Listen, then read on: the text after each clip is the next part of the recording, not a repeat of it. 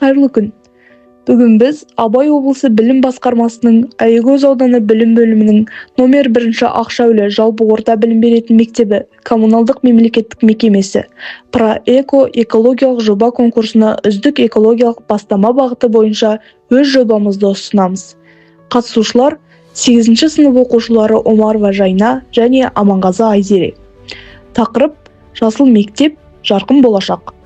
Біздің мақсатымыз қоршаған ортаны қорғау мәдениетін қалыптастыру және нақты әрекет арқылы табиғатқа жанашырлық таныту.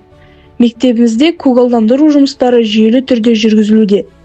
Жеміс ағаштары отырғызылып, жасыл аймақтар кеңейтілуде. Бұл тек экологияға ғана емес, оқушылардың еңбекке деген көзқарасына да оң әсерін тигізуде. Біздің бастамамыздың басты ерекшелігі әр оқушының экологиялық жауапкершілігін арттыру. Біз табиғатты тек сөзбен емес, іспен қорғауды мақсат етеміз. Экологиялық мәдениет болашақ ұрпаққа қалдырар ең үлкен мұра. Табиғатты қорғау әрқайсымыздың парызымыз. Жасыл болашақ біздің қолымызда. Жобамыздың практикалық маңыздылығы: нақты әрекетке негізделген нәтиже. Жоба тек теориямен шектелмейді. Ағаш отырғызу, су үнемдеу шаралары нақты жүзеге асырылып, көзге көрінетін нәтиже береді. Қалдықсыз мектеп акциясы. Пластик жинау челленджі жас эколог үйірмесінің мүшелері жақсы пластик, тұрақтылық кадрда пластик жинау және қоқысты тазарту жұмыстарын жүргізді.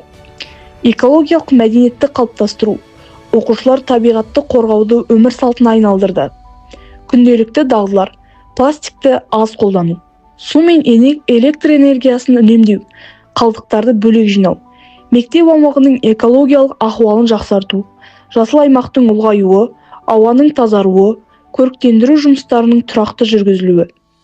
Әлеуметтік әсері: жоба тек мектеп ішіне ғана емес, ата-аналар мен жергілікті қоғамдастыққа да әсер етеді.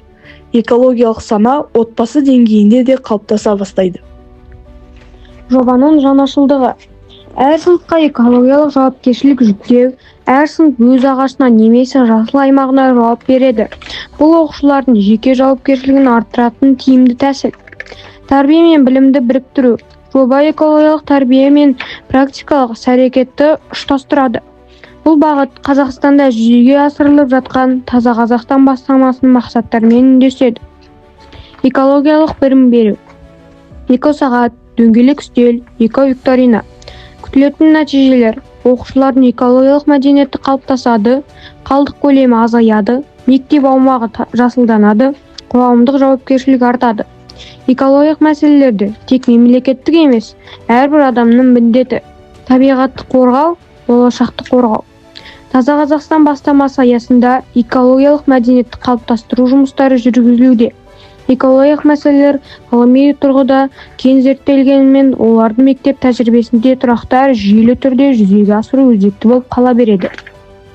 Сондықтан біздің бастама практикалық деңгейде іске асырылып отырған заманауи жоба. Мектеп деңгейінде экологиялық бастамаларды жүйелі мониторингпен байланыстыра отырып іске асыру тәжірибесі қыс және жаз айларында үнемі мерзімдерімен жетілдіруіне талап етеді. Қорытынды тұжырым: жобаның практикалық маңыздылығы нақты экологиялық нәтиже беруінде, жаңашылдығы оқушылардың белсенді экобастамашы деңгейіне көтеруінде. Бұл бастама тұрақты дамуға, жасыл ойлау жүйесін қалыптастыруға және болашаққа жауапты ұрпақ тәрбиелеуге бағытталған. Назарларыңызға рахмет.